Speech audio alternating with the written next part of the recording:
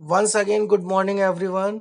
चलिए आज हम स्टार्ट करने जा रहे हैं हमारा ब्लॉक 3 की यूनिट 3, जिसका नाम है communicable diseases part 2, infectious diseases. इसमें हम कैसी डिजीजेस के बारे में पढ़ने वाले हैं? Infectious diseases. इससे पहले जो हमने सेकेंड यूनिट पढ़ी थी ब्लॉक 3 की, उसका नाम था communicable diseases first vector borne diseases. पढ़ी थी कि नहीं? जिसके अंदर हमने मेनली 4 डिजीजेस के बारे में पढ़ा था। कौन कौन सी डिजीजेस पढ़ी थी हमने? मलेरिया, फाइलेरिया, काला अजहर, डेंगू, जापानीज इंसेफेलाइटिस। इनके बारे में पढ़ा था कि नहीं? ओके। आज हम पढ़ने वाले हैं unit 3 communicable diseases part 2, infectious diseases. इसके अंदर हम पढ़ेंगे जो भी डिजीज है, जैसे tuberculosis, diphtheria, pertussis, tetanus, poliomyelitis, measles, hepatitis, Japanese encephalitis, और इसके साथ इनके मोड ऑफ स्प्रेड क्या है, किस प्रकार से ये फैलते हैं, मोड ऑफ ट्रांसमिशन इनका क्या है, इनके साइन एंड सिम्टम्स क्या होते हैं इन डिजीजेस के, और किस प्रकार का इसमें प्रिवेंशन करना चाहिए, किस प्रकार से हम इन डिजीजेस से बच सकते हैं या किस प्रकार का प्रिवेंशन हम कर सकते हैं, इनके बारे में भी इसमें पढ़ेंगे। चलिए तो स्टार्ट करते हैं। हम चलते हैं अपनी फर्स्ट। सबसे पहले हम जहां पढ़ने वाले हैं वो है हमारा ट्यूबरक्लोसिस। किसके बारे में हम जानकारी लेना चाह रहे हैं? किसके बारे में पढ़ने वाले हैं? ट्यूबरक्लोसिस के बारे में। ओके, तो देखिए ट्यूबरक्लोसिस की अगर हम बात करते हैं तो tuberculosis tuberculosis is a communicable disease caused by a bacterium, Mycobacterium tuberculosis. तो पहली चीज ये जो ट्यूबरक्लोसिस है वो कम्युनिकेबल डिजीजेज है, और ये किसके द्वारा कॉज्ड होती है? ये कॉज की जाती है बैक्टीरिया के द्वारा, और उस बैक्टीरिया का नाम क्या है? Mycobacterium tuberculosis. ओके, नेक्स्ट आगे देखिए। It is one of the most frequent causes of death in the world. और ये भी क्या है?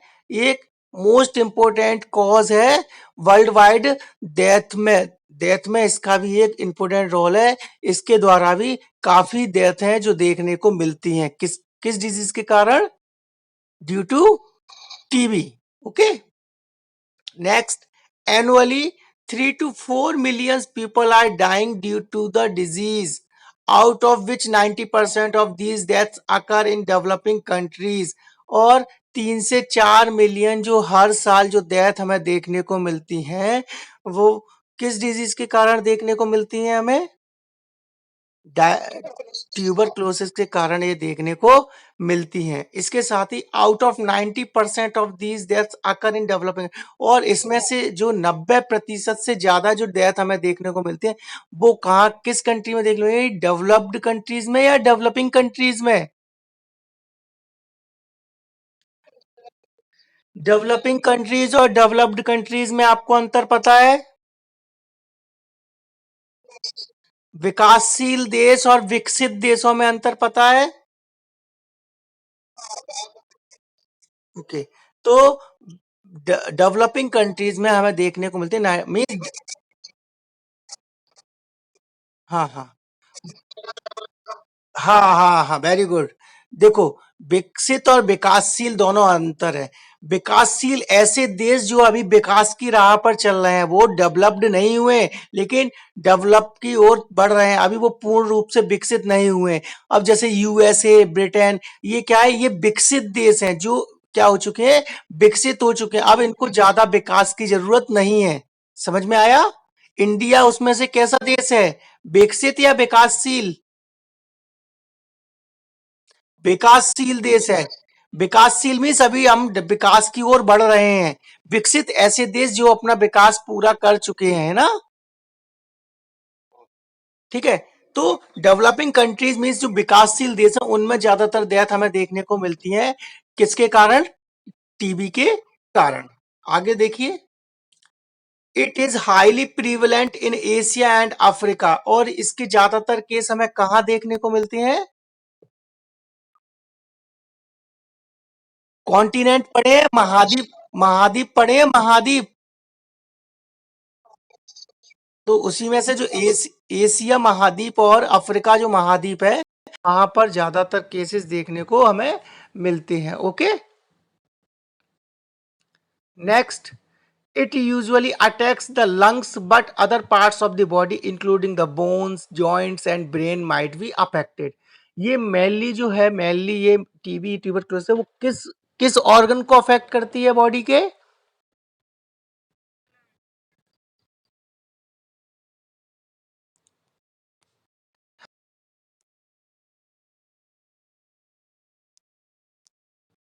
हेलो, हाँ अब आवाज आ रही है? हाँ, तो ये जो टीबी है मेनली और बॉडी के किस ऑर्गन को अफेक्ट करती है? लंग्स को। बट अगरली और देखा जाए इसके अलावा, जब एक्स्ट्रा पल्मोनरी जब ट्यूबरक्लोसिस हो जाता है, तो बॉडी के अदर पार्ट्स में भी टीबी देखने को मिलती है, लाइक बोन में, बोन्स, जॉइंट्स एंड ब्रेन में। ओके, ये हमने टीबी के बारे में थोड़ा सा पढ़ा। अब हम पढ़ते हैं मोड ऑफ ट्रांसमिशन या मोड ऑफ स्प्रेड क्या है ट्यूबरक्लोसिस का, क्या है, कोई बताएगा? हाँ, देखिए, तो मोड ऑफ स्प्रेड देखें तो pulmonary tuberculosis is an airborne infection. जो पल्मोनरी ट्यूबरक्लोसिस है वो किस प्रकार का एक इन्फेक्शन है? Airborne infection. अब मुझे कोई बताएगा एयरबॉर्न इन्फेक्शन किस टाइप का मोड ऑफ ट्रांसमिशन है? Direct transmission, indirect transmission, both, या फिर none of these? Indirect transmission हमने पढ़ा था ना ये पहले प्रीवियस जो क्लासेस थी उसमें। ओके, आगे चलिए, अब आगे चलते हैं। देखिए, when any infective case of tuberculosis, cough, lung, large number of live bacilli is coughed in the ear where any remains suspended for a variable period depending upon their size। अब ये क्या बोल रहा है, जैसे ही कोई इन्फेक्टिव जो case है ट्यूबरक्लोसिस का, कोई पेशेंट है, जब वो खांसता है, छींकता है, तो बहुत सारे जो छोटे छोटे वेसिलाई हैं, है ना, वो क्या होते हैं आसपास के उसकी ईयर में क्या हो जाते हैं, स्प्रेड हो जाते हैं, फैल जाते हैं। और ये डिपेंड करता है कि उनका जो ये जो बेसिलाई है इनका साइज कितना है। ओके, और ये क्या करते हैं, a person inhaling air that containing TB bacilli becomes infected। और जहां तक ये जितनी एयर को ये इन्फेक्ट करते हैं, वहां तक जब तक इसके बेसिलाई जो रहते हैं एयर में, अगर उस टाइम पीरियड में कोई भी हेल्थी पर्सन उसके जो उस ईयर में आता है और उस ईयर को इनहेल कर लेता है, तो ये बेसिलाई उस व्यक्ति के अंदर चले जाते हैं और उसमें टीबी कॉज करते हैं। ठीक है, chance of spread of TB is more where people are living in overcrowded conditions, when they do not seek appropriate care in time, and when a child is poorly nourished। और ये cases ज्यादातर कहाँ देखने को मिलता है? TB के cases हमें कहाँ पर ज्यादा देखने को मिलेंगे? स्प्रेडिंग कहाँ होती है? हाँ, जो ओवर क्राउडेड एरियाज है, या फिर जो ऐसा कोई बच्चा है जो माल नरिश्ड है और उसको उसके आसपास अगर ऐसा कोई इन्फेक्टिव व्यक्ति है, पर्सन है, वो स्नीजिंग करता है या फिर कफ करता है, तो उसके इन्फेक्ट होने के चांसेस बढ़, मतलब जो वल्नरेबल ग्रुप्स हैं उनमें टीबी होने के चांसेस बढ़ जाते हैं, नॉट अ चिल्ड्रन। ओके, अब वल्नरेबल ग्रुप्स में कौन कौन आते हैं पता है ना?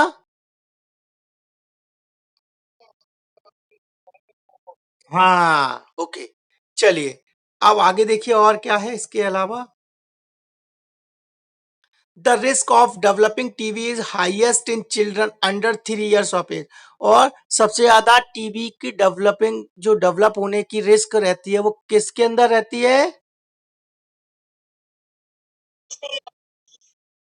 हाँ, चिल्ड्रंस में। और कितनी साल से कम के चिल्ड्रन? 3 ईयर से कम के। अच्छा, इसको प्रिवेंट करने के लिए हम बच्चों में कौन क्या करते हैं फिर? वेरी गुड, बीसीजी की वैक्सीन लगाते हैं। ये क्वेश्चन शायद पेपर में पूछा भी गया था कि बीसीजी वैक्सीन किस बीमारी को बचाने के लिए लगाया जाता है ना। ओके चलिए आगे देखिए। Persons with weakened immune system such as those have HIV AIDS are most likely to develop the disease than those with normal immune system। और इसके साथ ही अगर किसी व्यक्ति को HIV एड्स है तो मोस्ट प्रोबेबल चांस है कि उसके अंदर टीबी डेवलप हो सकती है। ओके क्लियर हुआ। ओके अब आगे देखिए। आगे पढ़ते हैं हम इंक्यूबेशन पीरियड टीबी का। तो देखिए the time from exposure to infection to the development of positive tuberculin test range from 3 to 6 weeks and thereafter the development of disease depends upon. और जो मेनली जो इंक्यूबेशन पीरियड अगर देखा जाए तो वो कितना रहता है टीबी का, 3 से 6 वीक। अच्छा अब मुझे बताइए छोटे बच्चों में टीबी का असेसमेंट टीबी के कंफर्मेटरी कंफर्म करने के लिए क्या कौन सा टेस्ट किया जाता है? मॉन्टेक्स टेस्ट जिसका दूसरा नाम क्या है? Tuberculin test. क्या बोलते हैं? Tuberculin test. इसमें हम कितना लगाते हैं कोई बताएगा कितना अमाउंट लगाते हैं?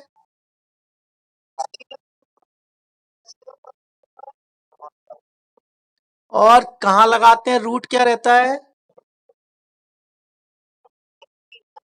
आईडी। कितने कितने टाइम बाद असेस करते हैं? हाँ 48 to 72 आवर्स। ठीक है क्लियर हुआ। आगे देखिए और क्या क्या रहता है इसमें। Closeness and duration of contact इस बात पर भी डिपेंड करता है इंक्यूबेशन पीरियड कि आप किसी व्यक्ति जो कोई भी इन्फेक्टेड पर्सन है उसके क्लोजनेस कितने रहे हो है ना और कितने टाइम तक रहे हो। दूसरा severity of disease in the index case और जिस केस से मतलब जो पेशेंट है उसके उसमें कितनी सीवियरिटी की टीबी कितनी सीवियर है किस कंडीशन पे किस स्टेज पर उसमें टीबी की कंडीशन है बीमारी है। इस सीवियरिटी पर भी डिपेंड करता है कि होने वाले व्यक्ति को कितनी सीवियरिटी से टीबी होगी। ठीक है स्प्रेड होगी। Next sputum positivity status of the index case और जो इंडेक्स केस है उसका जो स्पुटम की पॉजिटिविटी टेस्ट कैसा है उसके जो स्पुटम लिया है उसमें कितने बेसिलाई मिल रहे हैं। ओके इसमें कोई दिक्कत किसी को? ओके चलिए अब हम आगे नेक्स्ट बढ़ते हैं। आगे देखिए आप पढ़ते हैं defence status of the host. और ये इंक्यूबेशन पीरियड इस बात पर भी डिपेंड करता है कि जो होस्ट है जो व्यक्ति है जिसको बीमार हम कर रहे हैं या जो बीमार हो रहा है उसका इम्यूनिटी पावर या इम्यूनिटी सिस्टम उसका डिफेंस सिस्टम कितना स्ट्रांग है। ओके अगर उसका इम्यून सिस्टम अच्छा होगा स्ट्रांग होगा तो वो जो बेसिलाई को इनहेल किए हैं वो उसमें टीबी कॉज कर पाएंगे क्या? नहीं कर पाएंगे। Okay next precipitating factors in host such as attack of measles और pertussis। और पहले से वो व्यक्ति किसी चीज से सफर तो नहीं कर रहा है किस पहले से उसे कोई भी बीमारी का अटैक तो नहीं हुआ है जैसे कोई मीजल्स या पर्ट्यूसिस तो नहीं हो रखा है उसे। Okay thus the incubation period may vary from week to years। और डिफरेंट डिफरेंट पीपल्स में टीबी का जो इंक्यूबेशन पीरियड है वो अलग अलग हो सकता है। वो कुछ सप्ताह से लेकर कुछ साल तक हो सकता है। ओके 3 सप्ताह से लेकर 1 साल 2 साल 3 साल तक हो सकता है। ओके चलिए अब हम बात करते हैं infectivity. As long as bacteria is present in the infective materials and environment means जो इन्फेक्टिविटी का मीन्स है कि कोई जो बैक्टीरिया जो बेसिल है वो एनवायरमेंट में कितने टाइम तक रहेगा। तो देखो क्या है as long as bacteria is present in the infective material and environment. जब तक जो बैक्टीरिया वो मटेरियल या किसी भी जो मटेरियल या एनवायरमेंट है वो जब तक वहां रहेगा तब तक उसकी इन्फेक्टिविटी बनी रहेगी। ओके, तब तक वो क्या कर सकता है, बीमारी फैला सकता है। ओके, अब देखते हैं हम साइन एंड सिम्टम्स क्या है। अगर हम साइन एंड सिम्टम्स की बात करें तो देखिए क्या है, tuberculosis is suspected when an ill child has a history of chronic illness that includes cough and fever for 3 to 4 weeks or more. Chest pain and hemoptysis are considered as cardinal features of the disease. अच्छा, TB के क्या क्या symptoms देखने को मिल सकते हैं हमें बच्चे में, बच्चे में या बड़े में, कि उसमें पहले से कोई क्रॉनिक हिस्ट्री, क्रॉनिक डिजीज या क्रॉनिक इलनेस की कोई हिस्ट्री तो नहीं है, साथ में उसको 3 से 4 वीक से ज्यादा हो गए हैं लेकिन उसको फीवर आ रहा है, परसिस्टेंट कफ बना हुआ है, हीमोपटाइसिस की कंडीशन देखने को मिल रही है, ये कुछ कार्डिनल फीचर, वेट लॉस हो रहा है, लगातार वेट लॉस होता जा रहा है, these are the cardinal signs of TB. ये किसके कार्डिनल साइंस है? इन साइंस सिम्टम्स को देखकर हम अंदाजा लगा सकते हैं कि पेशेंट को क्या हो रहा है, टीबी। क्लियर? आगे देखिए, वेट लॉस होना and inability to return to normal health after measles or whooping cough and history of contact with an adult case of pulmonary tuberculosis are the other features। और इसके साथ ही क्या हो सकता है, अगर जो पेशेंट है वो दोबारा से नॉर्मल वेट, वेट जो है नॉर्मल हेल्थ है उसको अचीव नहीं कर पाता है, मीजल्स या वूपिंग कफ अगर है या हिस्ट्री है कोई कांटेक्ट में जो एडल्ट के कांटेक्ट में आया है जिसको पल्मोनरी ट्यूबरक्लोसिस है, तो उसके अंदर ये फीचर्स भी देखने को मिल सकते हैं। ओके, अब हम बात करते हैं एक्स्ट्रा पल्मोनरी क्या है। एक्स्ट्रा पल्मोनरी डिजीज में ऑल्सो भी present, extra pulmonary disease may also be present with manifestations suggestive of tuberculosis in other organs। और एक्स्ट्रा पल्मोनरी डिजीज लंग्स के अलावा शरीर के और पार्ट में, बॉडी के और पार्ट में जो डिजीज पाई जाती है उसे हम एक्स्ट्रा पल्मोनरी ट्यूबरक्लोसिस के नाम से जानते हैं। और वो क्या क्या रहेगी, वो रहेगी organs including the skeletal system, bone और जॉइंट्स में पाई जा सकती है, बोन टीबी जिसे बोलते हैं, central nervous system brain TB हो सकती है, gastro intestinal tract gastro TB हो सकता है उसे, genito urinary system genito urinary TB हो सकता है, eye ear and heart and skin, इसके रिगार्डिंग भी ट्यूबरक्लोसिस हो सकता है। जब लंग्स के बाहर टीबी की सिम्टम्स या टीबी पाई जाती है that is called extra pulmonary tuberculosis. Extra means ज्यादा या बाहर, पल्मोनरी मींस लंग्स, लंग्स से, लंग्स के बाहर जब जो टीबी पाई जाती है that is called extra pulmonary tuberculosis. और जो लंग्स के अंदर जो टीबी पाई जाती है उसे बोलते हैं पल्मोनरी ट्यूबरक्लोसिस। क्लियर हुआ इतना? ये क्वेश्चन आया था कि नहीं आया था हमारे सीएचओ के एग्जाम में, सेकंड शिफ्ट के अंदर? हेलो, हाँ चलिए अब आगे और बात करते हैं। In fact children are more likely to develop extra pulmonary disease than adult. और जो एक्स्ट्रा पल्मोनरी ट्यूबरक्लोसिस है वो ज्यादातर बच्चों में देखने को मिलती है compare to the adults. Adults की अपेक्षा अगर देखा जाए तो बच्चों में जो एक्स्ट्रा पल्मोनरी ट्यूबरक्लोसिस है वो ज्यादा देखने को मिलती है, मोस्ट प्रोन चांसेस रहते हैं बच्चों के उनमें एक्स्ट्रा पल्मोनरी ट्यूबरक्लोसिस देखने को मिलता है।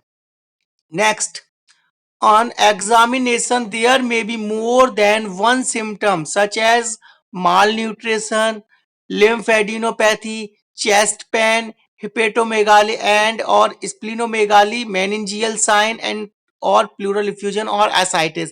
और इसके साथ ही एग्जामिनेशन में और भी कई सिम्टम्स हैं जो देखने को मिल सकते हैं बच्चों के अंदर। वो क्या क्या है, माल न्यूट्रिशन हो सकता है, लिम्फेडिनोपैथी हो सकता है, चेस्ट पेन हो सकता है, हेपेटो एंड स्प्लिनोमेगाली हो सकता है, इसके साथ ही मेनिंजियल साइन एंड सिम्टम्स और असाइटिस या प्लूरल इफ्यूजन भी देखने को मिल सकता है। ओके, अब देखिए among all forms of tuberculosis और कौन कौन सी ट्यूबरक्लोसिस पाए जाते हैं। ट्यूबरक्लोर मेनिंजाइटिस जिसको टीबीएम बोलते हैं, T for tuber, B for tuberculosis, and M for meningitis. ठीक, next miliary tuberculosis and disseminated tuberculosis होती है, are the most dangerous form होती है ये। और इसमें क्या होता है, TBM is most seen in children between 6 months to 4 years of age. और जो ट्यूबरक्लोन मेनिंजाइटिस होती है ये ज्यादातर 6 महीने से लेकर 4 साल के बच्चे में देखने को मिलते हैं। और इसके साइलेंट सिम्टम्स होते हैं, मेनिंजियल इरिटेशन हो सकता है, उसमें कन्वल्जन्स देखने को मिल सकते हैं, क्रेनियल नर्व में पैरालाइसिस हो सकता है, और बच्चा कोमा में जा सकता है। ओके, इसके साथ ही जो मिलियरी ट्यूबरक्लोसिस है, इसमें small see discrete millet like seed like shadows देखने को मिलती हैं, बाजरे के समान छोटे छोटे दाने देखने को मिलते हैं पूरे all over the lungs, that is called miliary tuberculosis. Okay, all parts of the lungs. In disseminated tuberculosis, the bacilli spread to distant sites through lympho। मैं अभी वही बताने वाला हूं, अभी फिर मैं आपसे क्वेश्चन पूछूंगा, पहले इसको पढ़ दूं मैं पूरा। Okay, in disseminated tuberculosis the bacilli spread to distant sites through lymphohematogenous route and may reach liver, spleen, bone, joints etc। अब देखिए, इसमें हमने जो ट्यूबरक्लोसिस पढ़ रहे हैं वो मेनली 3 टाइप का मिल रहा है हमें। 3 टाइप का कौन कौन सा है, पहला है ट्यूबरक्लोसिस ट्यूबरकुलर मेनिंजाइटिस, जो कि हमारे सेंट्रल नर्वस सिस्टम में देखने को मिलता है, जिसमें कोमा, मेनिंजियल इरिटेशन, कन्वल्जन्स, ये चीजें देखने को, क्रेनियल नर्व पैरालाइसिस, ये सिम्टम्स देखने को मिल सकते हैं। पहला हुआ हमारा ट्यूबरकल मेनिंजाइटिस, जिसको टीबीएम बोलते हैं, जो कहाँ देखने को मिलता है, किस पार्ट में देखने को मिलेगा हमें, सेंट्रल नर्वस सिस्टम में। दूसरा है मिलियरी ट्यूबरक्लोसिस। मिलियरी ट्यूबरक्लोसिस में क्या होते हैं, छोटे छोटे मिलेट लाइक, मिलेट मीन्स बाजरे के समान, छोटे छोटे दाने के समान अपीयरेंस देखने को मिलते हैं all over the lungs, that is called miliary tuberculosis. उसे क्या बोलते हैं हम, मिलियरी ट्यूबरक्लोसिस। जैसे आपने आटा छानने वाली चलनी देखी है, हेलो, उसमें देखे हैं आपने, होल रहते हैं कि नहीं रहते, या फिर आपने ऐसे देखा होगा, जो पोहा हम गीले करते हैं, भिगाते हैं, तो पोहा को भिगाने के बाद नीचे से रखते हैं तो उनमें होल होते हैं उस बर्तन में, और उससे वो पानी पूरा बाहर निकल जाता है। या चावल को हम जब उसमें बर्तन में करते हैं तो उसका जो पानी है वो बाहर निकल जाता है, चावल चावल रह जाते हैं, देखा है कि नहीं। उसी उसी प्रकार से हमारे जो लंग्स हैं उनमें ये छोटे छोटे ये बाजरे के समान पूरे ऑल ओवर दी लंग्स में ये देखने को मिलते हैं। उसको हम बोलते हैं, कौन सी टीबी बोलते हैं, मिलियरी ट्यूबरक्लोसिस। क्या बोलते हैं, मिलियरी क्यों बोलते हैं, क्योंकि उसमें मिलेट्स के सीड लाइक स्ट्रक्चर दिखाई देते हैं। और तीसरा जो है वो है हमारा डिससेमिनेटेड ट्यूबरक्लोसिस, जो कहाँ देखने को मिलता है, लिम्फ और हिमोजीनस रूट के अलावा देखने को मिलता है, जिसका स्प्लीन में, लिवर में, बोन में, जॉइंट्स में जो ट्यूबरक्लोसिस होता है उसे हम बोलते हैं डिससेमिनेटेड ट्यूबरक्लोसिस। मोस्ट इंपोर्टेंट है ये, मैं आपको फिर बता रहा हूं, यहां से ये पूरा इंपोर्टेंट है, मोस्ट इंपोर्टेंट, यहां से पूछा जा सकता है। क्लियर हुआ, क्लियर हुआ।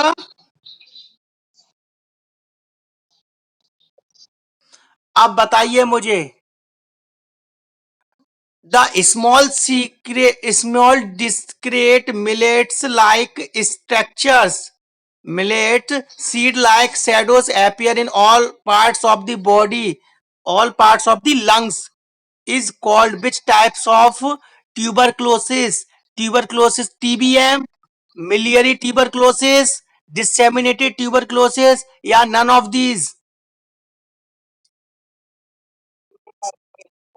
miliary tuberculosis। In which types of tuberculosis the tuberculosis affect central nervous system।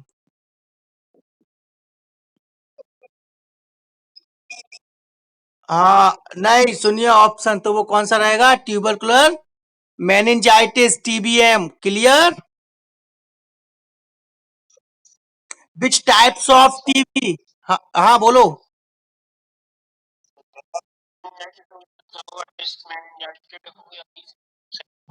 डिसमेनिंजाइटिस नहीं है, डिससेमिनेटेड है ना। देखो तीन है, मैं आपको तीनों अंडरलाइन करके बता रहा हूं। फर्स्ट वन ये, ठीक है। सेकंड वन हमारा ये, and the third one is ये। क्लियर हुआ?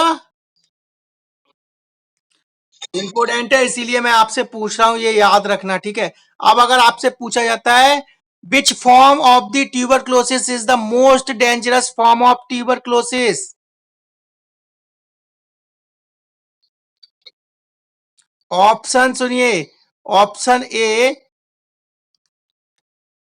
Tubercular meningitis, option B miliary tuberculosis, option C disseminated tuberculosis, option D B and C both.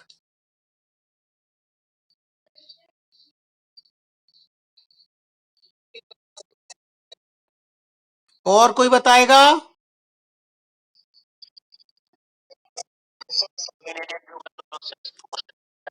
और कोई बताएगा?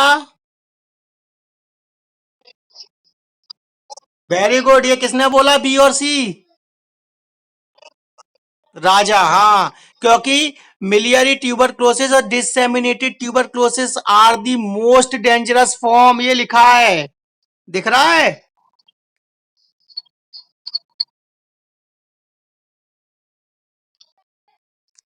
तो इसमें बी और सी दोनों आएगा। इसीलिए मैं आपसे बोलता हूं कम से कम 2 बार क्वेश्चन को पढ़े सुने, ऑप्शन को अच्छे से सुने कि पूछ क्या रहा है, फिर जवाब दें। कभी कभी हमें आता हुआ चीज गलत हो जाती है। क्लियर?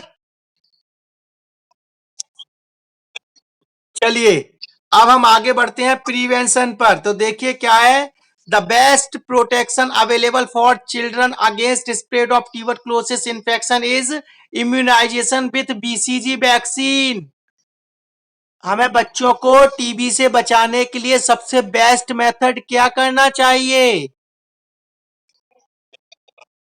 कौन सी वैक्सीन लगानी चाहिए? बीसी, अब क्वेश्चन पूछा गया था कि बीसीजी वैक्सीन किस बीमारी को दूर करने के लिए, बचाने के लिए लगाई जाती है? ट्यूबरक्लोसिस। बीसीजी का पूरा नाम? बेसिला बेसिलस कैलमेटे गुइरिन। बीसीजी का, बीसीजी किस फॉर्म में आता है, लिक्विड फॉर्म में, लायोफिलाइज्ड फॉर्म में? किसमें डिसॉल्व करते हैं बीसीजी को?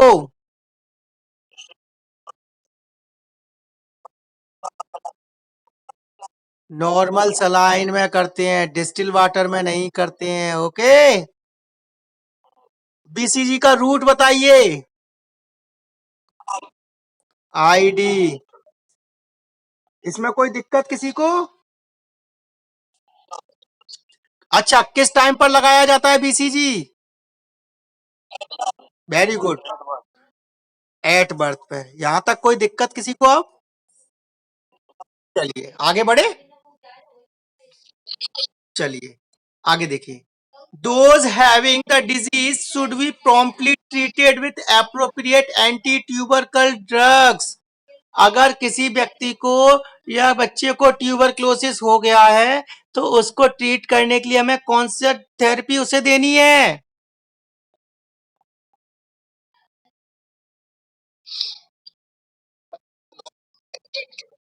हाँ, किसने बोला ये? डॉट्स। हाँ, डॉट्स देंगे। डॉट्स का पूरा नाम बता दो अब जल्दी से मुझे। पूरा बताओ, पूरा, बीच में नहीं खाओ, आप एक दो वर्ड खा गए। Direct, direct observe treatment short course. Okay. चलिए, हाँ, ये कब आया था, किस प्रोग्राम के अंदर डॉट्स को इंक्लूड किया गया था? RNTCP। कोई बताएगा RNTCP का फुल फॉर्म? Very good. चलिए आगे बढ़े। ओके।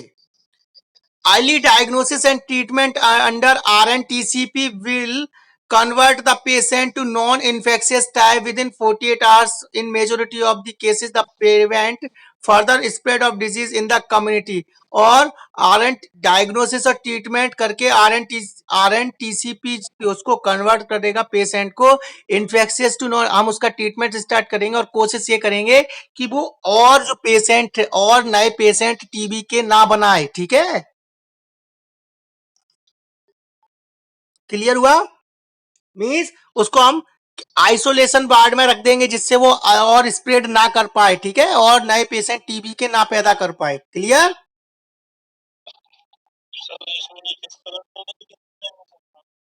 क्या हो जाएगा?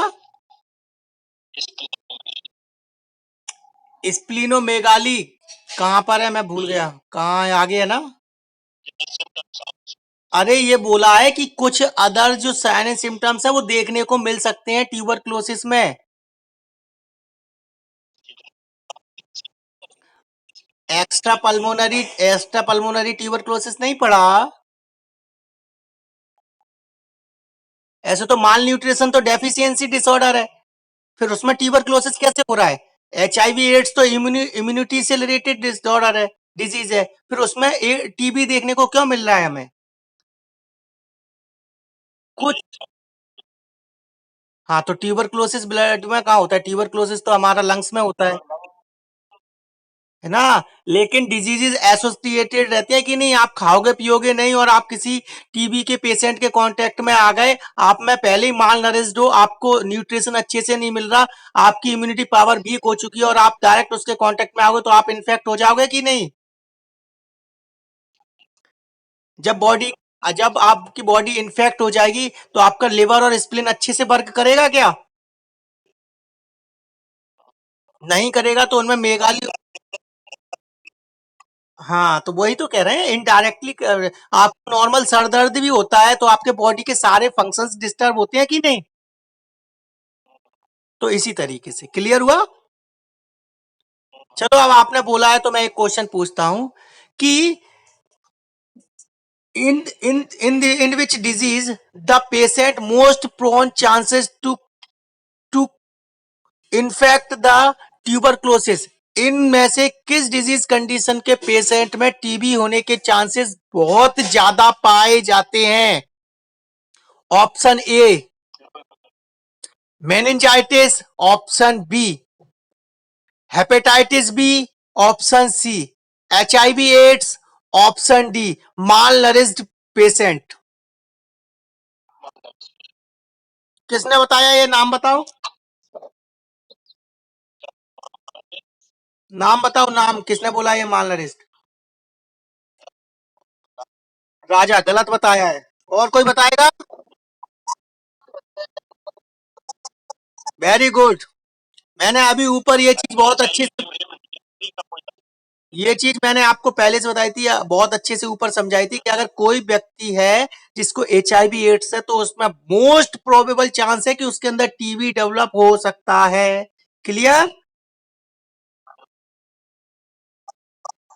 आप लोग बस ये स्पीकर म्यूट करें पहले, कौन है ये? हमें यहाँ समाचार नहीं सुनने हैं। मैं आपको फिर बता रहा हूँ, आप इस हिसाब से ना पढ़ें कि आपको एग्जाम क्वालिफाई करना है। अगर आप इस हिसाब से पढ़ोगे कि हमें प्रैक्टिस के लिए ये चीजें याद रखनी है तो आपको बहुत इंप्रूवमेंट आएगा। समझ रहे हो? जैसे कि अगर आपने किसी, हाँ जैसे कि आप इसको छोड़िए, टॉपिक को बात करने के लिए बहुत सारा रहता है। एक और पूछता हूँ normal generally,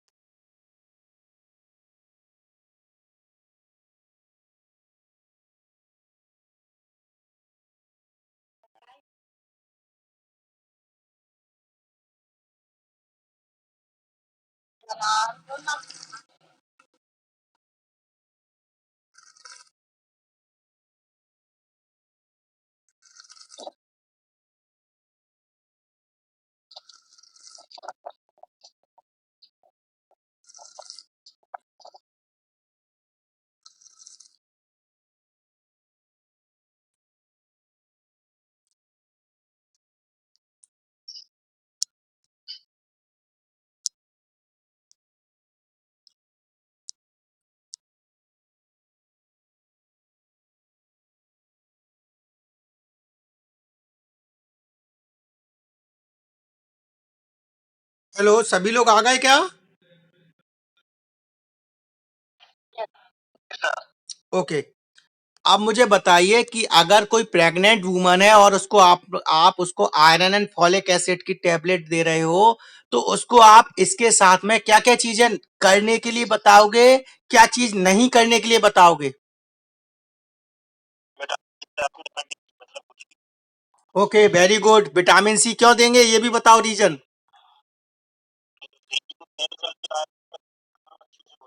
very good. Iron का एब्जॉर्प्शन बढ़ा देता है विटामिन सी, इसलिए हम आयरन की टेबलेट के साथ या जो भी आयरन कंटेनिंग जो फूड अगर वो सप्लीमेंट ले रही है तो उसके साथ हम उसे विटामिन सी की एडवाइस देंगे। ओके।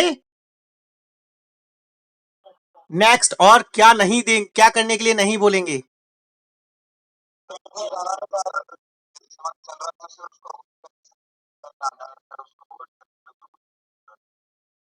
हाँ, और क्या करेंगे, खाने में कैसी डाइट के लिए मना कर देंगे?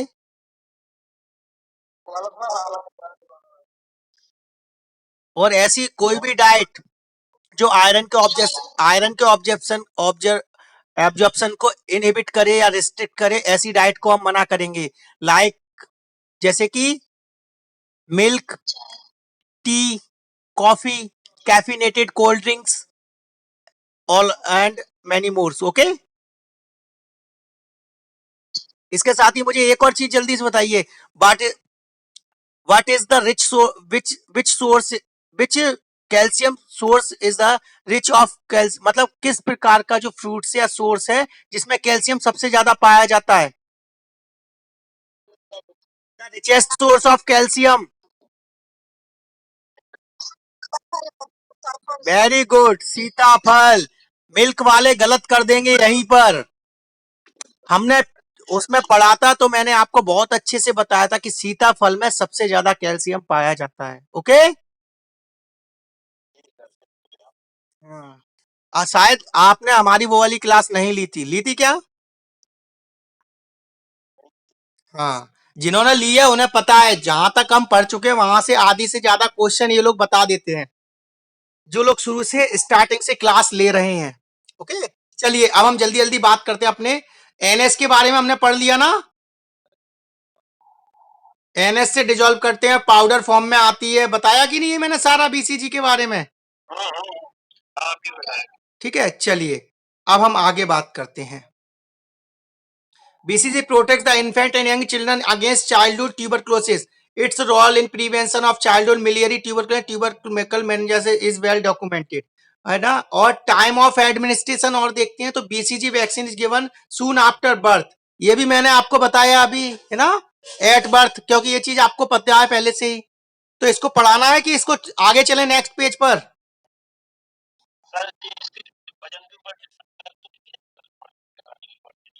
क्या लगाने की क्वांटिटी? नहीं नहीं नहीं, बीसीजी एट बर्थ लगता है तो उसमें आप क्या वजन मेजर करोगे? एट बर्थ बच्चे का वजन कितना होना चाहिए? हाँ हाँ हाँ, उसमें उसमें रहता है। हाँ, ये तुम ये सही बोला। अगर 1 किलो से कम है तब उसमें क्वांटिटी चेंज हो जाती है ना।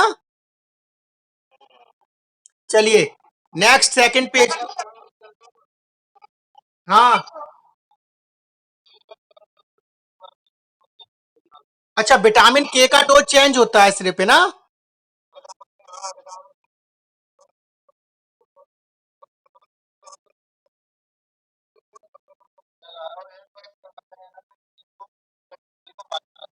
अरे एज पर है, मैं आफ्टर 1 मंथ के बाद डोज बढ़ा देते हैं, और अगर एट बर्थ बीसीजी लगाया है तो उसका डोज कम रहेगा, है ना। हाँ हाँ हाँ, वो अभी इम्यूनाइजेशन अगर आता है हमारा तो हम उसमें पढ़ेंगे। ओके। हाँ, बोलो बोलो नीलम मैडम।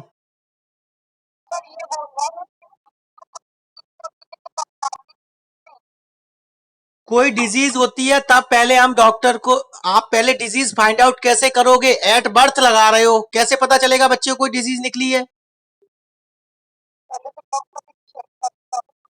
एट बर्थ में आप बच्चे की डिजीज को फाइंड आउट कर सकते हो क्या?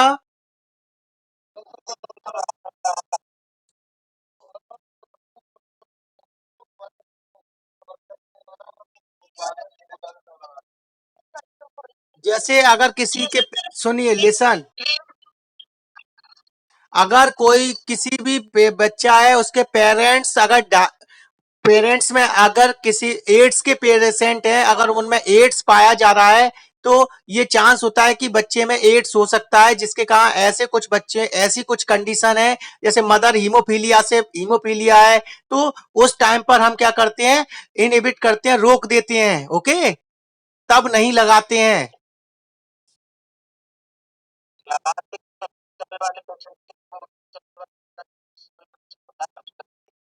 एट बर्थ नहीं लगाते हैं।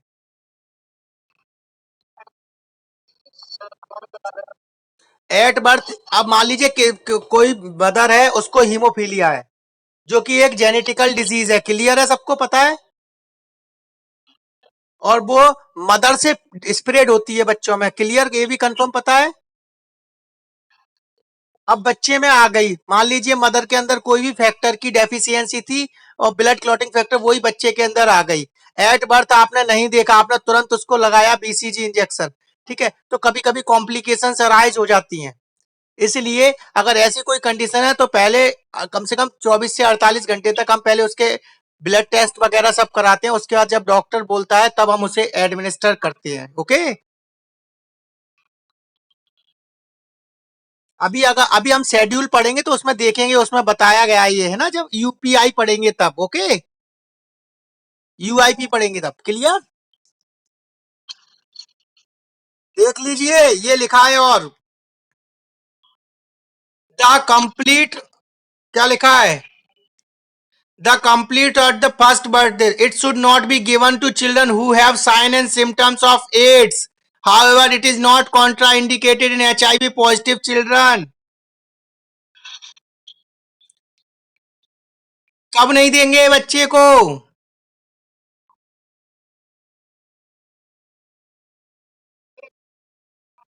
एड्स के साइन एंड सिम्टम्स अगर देख रहे हैं, लेकिन हम ये नहीं बोल रहे हैं कि it is not Contra indicated in HIV positive children.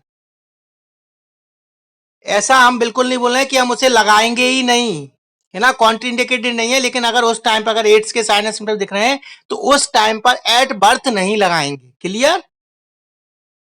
अब बीसीजी का डोज तो हम कब तक लगा सकते हैं पता है ना, 1 साल तक दे सकते हैं ना। ओके, क्लियर हुआ।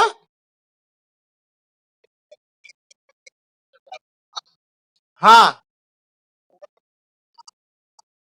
चलिए,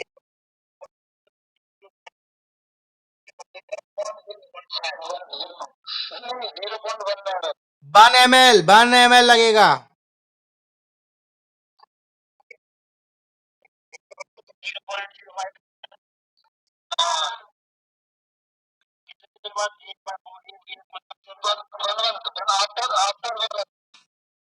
अभी अभी हम जो, लेसन लेसन, अभी जो हम टॉपिक पढ़ रहे हैं उसे कंप्लीट कर लें, आगे हम यूमिनाइजेशन प्रोग्राम पढ़ेंगे, उसके अंदर सारी डिटेल में दिया हुआ है, तब हम वहां और डिस्कस कर लेंगे डिटेल में। ओके,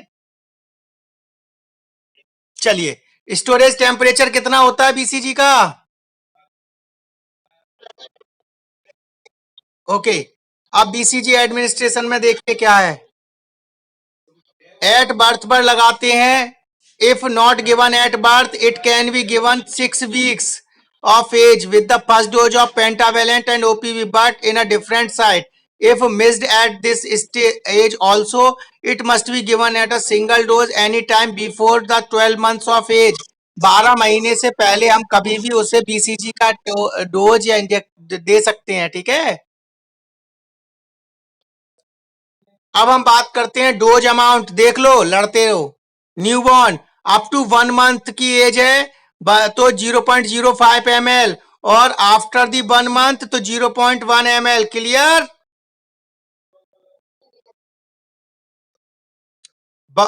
1 month से पहले लगाएंगे तो कितना लगाएंगे?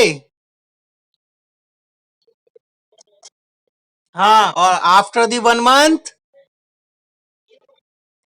ओके, नंबर ऑफ डोजेस कितने रहते हैं? 1 डोज रहता है, ठीक है। जो क्वेश्चन हमारे यहाँ पूछा गया था, एग्जाम में आया था, वो कौन सा था, यहां से इंजेक्शन की साइट और रूट कौन सा है?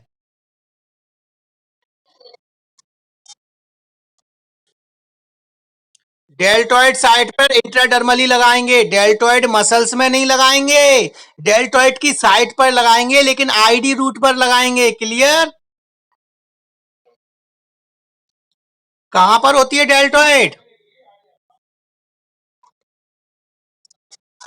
हाँ, तो जो ये हमारा जो एक कंधा होता है, ये जो कंधा है, यहाँ पर जो मसल्स पाई जाती है उसे हम बोलते हैं डेल्टॉइड मसल्स। क्या बोलते हैं?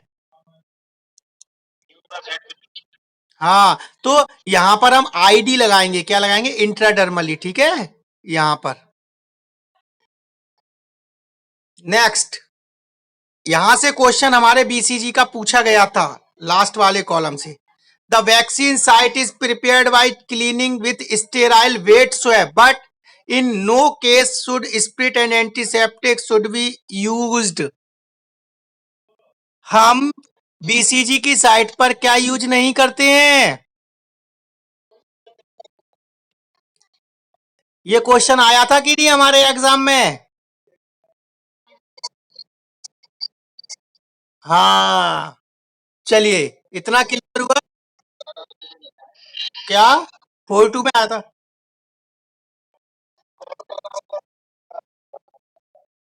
नहीं, बीसीजी का भी आया था।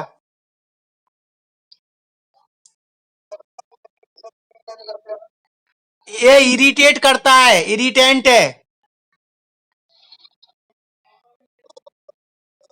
और साथ में ही क्या करता है, ये उसकी एफिकेसी को डाउन कर देता है। जो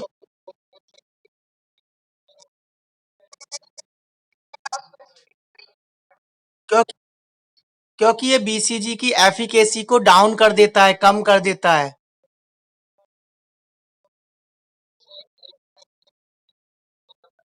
1 साल के बाद बीसीजी क्यों नहीं लगाते हैं? इसका रियल कॉज तो हमें भी नहीं पता कि क्यों नहीं लगाते हैं। किसी को पता है क्यों नहीं लगाते हैं 1 साल के बाद बीसीजी? क्या? तो बताओ, बताओ, हमें भी बताओ।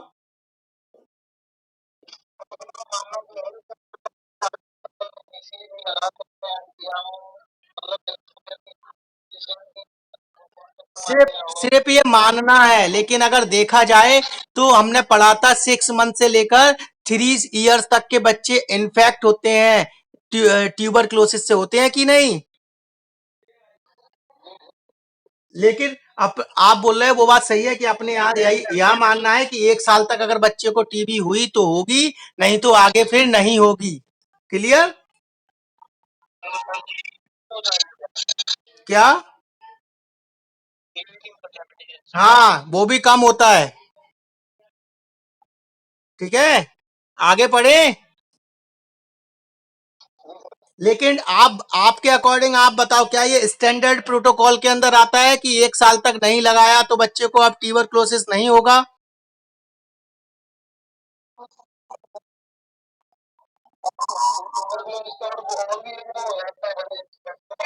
लेकिन सबसे ज्यादा इन्फेक्ट किसको कर रहा है? मैंने बताया ना, अभी ऊपर पढ़ा था हमने। 6 मंथ से लेकर 4 इयर्स तक वो जो बच्चे हैं उनको टीबी होने के चांसेस बहुत ज्यादा रहते हैं, है ना? चलिए, अब आगे देखिए, नॉर्मल रिएक्शन क्या रहेगी आफ्टर। और ये भी हो सकता है बीसीजी का, या फिर वो ये कह रहे हो कि उस टाइम पर बच्चा जब एट बर्थ होता है तब उसमें 1 साल तक का रहता है, तब उसमें इतनी इम्यूनिटी डेवलप नहीं हो पाती है, लेकिन उसके बाद उसका इम्यून सिस्टम अच्छे से डेवलप हो जाता है, तो फिर उसे हम बीसीजी की जरूरत नहीं पड़ेगी। ये भी तो मानना हो सकता है ना, क्योंकि अब उसका इम्यून सिस्टम अच्छे से डेवलप हो गया है, क्योंकि जब तो वो 6 मंथ तक तो ब्रेस्ट फीडिंग पर रहता है, तो उसमें उसके खुद का इम्यून सिस्टम तो अच्छे से डेवलप नहीं होता है। लेकिन जब हम आफ्टर दी 6 मंथ्स जो 1 ईयर तक है तब तक उसका इम्यून सिस्टम अच्छे से डेवलप हो जाता है, तो फिर ये मानना हो सकता है कि अब बीसीजी की जरूरत नहीं है, क्योंकि उसमें खुद रेसिस्टेंस पावर पैदा हो जाएगी और वो उसको प्रिवेंट कर सकता है ना।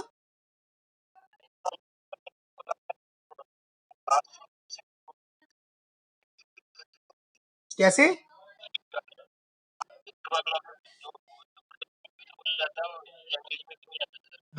हाँ,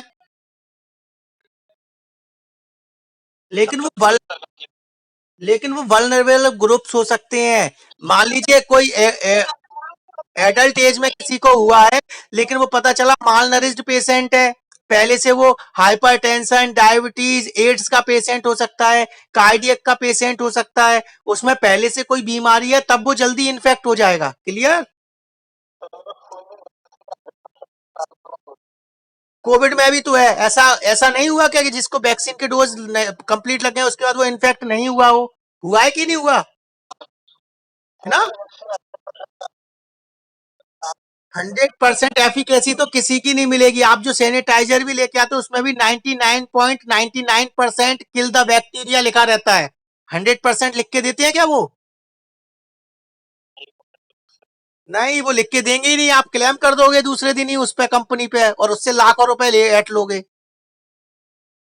है ना? अब आगे बढ़े। नॉर्मल रिएक्शन देखिए after successful vaccination with the BCG vaccine. Most important है ये, मैं फिर बता रहा हूं, यहां से क्वेश्चन पूछा जाता है। ठीक है, तो क्या रहेगा? Small elevation wheel two of 5 mm appears at the injection site. तो जहां पर हम लगाएंगे आईडी वहां पर एक उभार टाइप में बन जाएगा, कितने एमएम का? लगभग 5 mm का। ठीक है, the usual disappears with in 30 to 90 minutes। और वो कितने टाइम बाद डिसअपियर होने लगेगा? हाँ, और after approximate 3 to 4 weeks an induration develops follow by the lump और papule of the 5 to 8 mm in. और 3 से 4 वीक में वहां पेप्यूल बनने लगेगा या लंप गांठ टाइप में वहां बन जाएगी। और वो कितने एमएम की बन जाएगी? वो यहां पूछ सकता है कि after the administration of BCG the papule lump should be developed in with peak in with with in which duration. कितने टाइम में, कितने टाइम में, कितने वीक में होता है डेवलप? तो पेप्यूल कब बनता है, कितने से कितने टाइम पीरियड में? 3 से 4 वीक में। The papule ulcerates leaving a scar at the site of vaccination within 10 to 12 week. और जो बीसीजी का परमानेंट स्कार जो बनता है वो कितने वीक में बनता है? 10 से 12 वीक। मोस्ट इंपोर्टेंट क्वेश्चन है ये, पूछा जाता है एग्जाम में, शायद आपने पढ़ा हो तो। ठीक है, next, nothing should be applied on it. क्या इस पर कुछ लगाना चाहिए? नहीं। Presence of scar tells you that the children have been successful immunise. और स्कार हमें किस चीज के बारे में बताता है? अच्छा, आप बताइए, अगर आपने किसी को बीसीजी वैक्सीन लगाया और उसमें परमानेंट स्कार डेवलप नहीं हुआ है, तो इसका मतलब क्या है कि उसका वैक्सीनेशन, जो बीसीजी का वैक्सीनेशन है, वो सक्सेसफुल नहीं हुआ है। तो आप क्या करोगे? उसे दोबारा लगाओगे? अब नहीं लगाओगे? या फिर एक बार आप फिर से देखोगे, साइट चेक करोगे कि सही लगा या नहीं? या फिर आप ऐसे ही छोड़ दोगे, आप कुछ नहीं करोगे?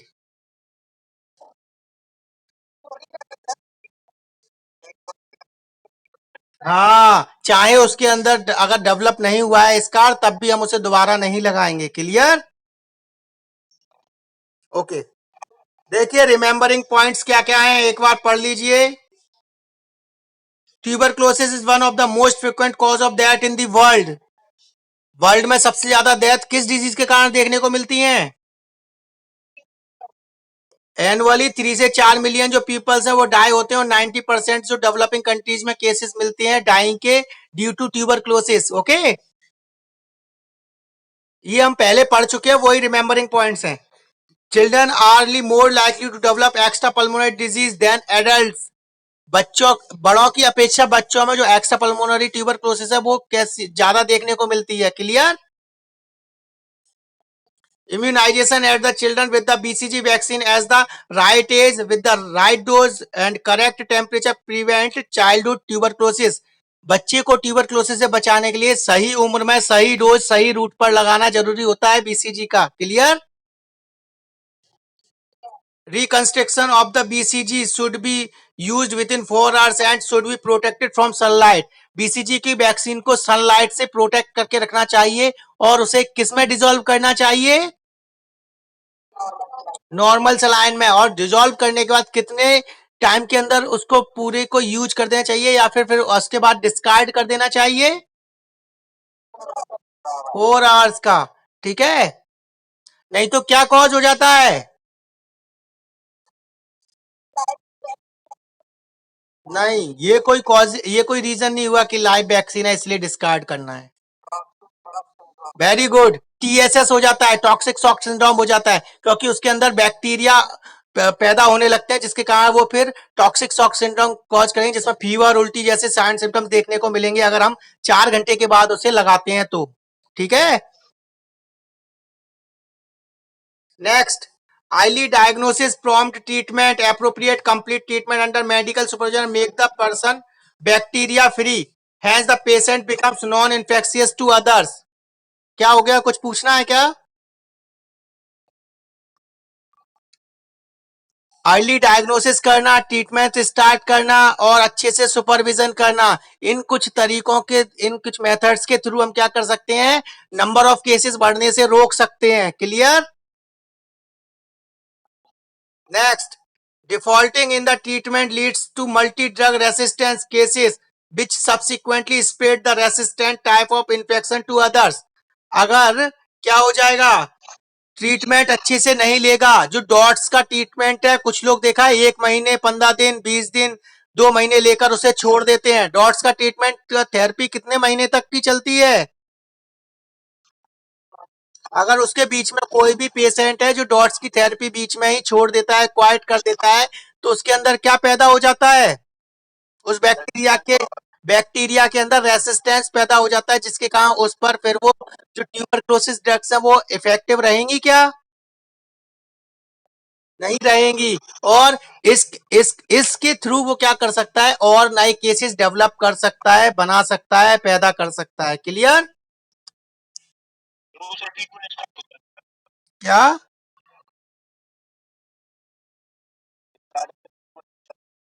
हाँ, लेकिन मैं आपको एक चीज बताऊं, आपने पढ़ा है जैसे कि मदर को 6 मंथ तक सिर्फ ब्रेस्ट फीडिंग करानी चाहिए, इसके अलावा कोई भी पानी, शहद, घुट्टी, जीवन घुट्टी, और जाने कौन कौन सी घुट्टी, ये कुछ भी नहीं देना चाहिए, पता है आपको? लेकिन जब आप फील्ड में जाके लिसन, हाँ बोलो। हाँ,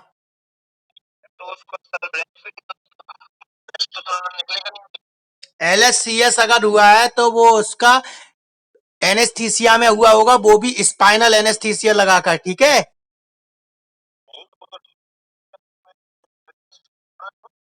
उस टाइम पर पहली बात तो आप तुरंत उसे, बच्चे को ब्रेस्ट फीडिंग कराओगे ही नहीं।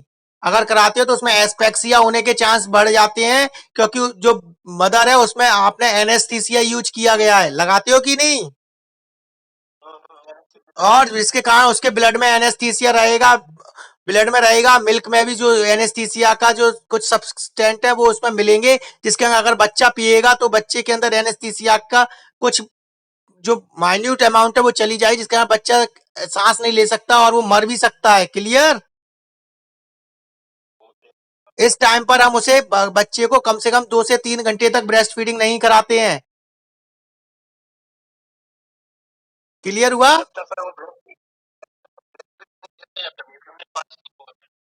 बच्चे अगर यूरिन 24 घंटे तक पास करनी होती है और मेकोनियम 48 घंटे तक पास कर सकता है, ये अगर 24 घंटे तक यूरिन पास कर देता है तो नॉर्मल कंडीशन है, मेकोनियम 48 घंटे तक पास करे तो नॉर्मल कंडीशन है। क्लियर? और एनेस्थीसिया का असर रहेगा, वो 2-3 घंटे बाद आप उसे ब्रेस्ट फीडिंग करा सकते हो। क्लियर? कोई दिक्कत? चलिए आगे। ठीक है, डिफॉल्टिंग ये हो गया क्लियर, ये अपना पढ़ लिया। अब हम नेक्स्ट पढ़ेंगे डिजीज डिप्थीरिया। क्या पढ़ेंगे? डिप्थीरिया। ठीक है, ये है डिप्थीरिया।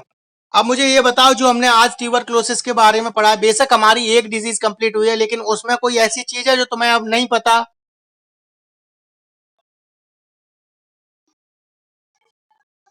हो गया ना? चलिए, तो डिप्थीरिया जो हमारा है इसको हम अपनी नेक्स्ट क्लास में अब क्लियर करेंगे, ठीक है।